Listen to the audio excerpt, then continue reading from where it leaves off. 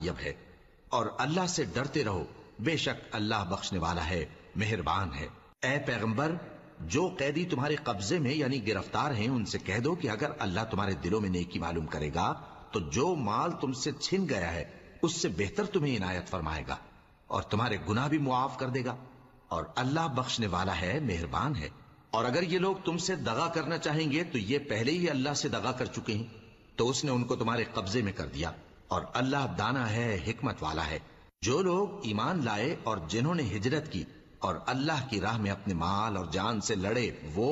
اور جنہوں نے ہجرت کرنے والوں کو جگہ دی اور ان کی مدد کی، وہ آپس میں ایک دوسرے کے رفیق ہیں۔ اور جو لوگ ایمان تو لے آئے لیکن ہجرت نہیں کی، تو جب تک وہ ہجرت نہ کریں تم کو ان کی رفاقت سے کچھ سروکار نہیں،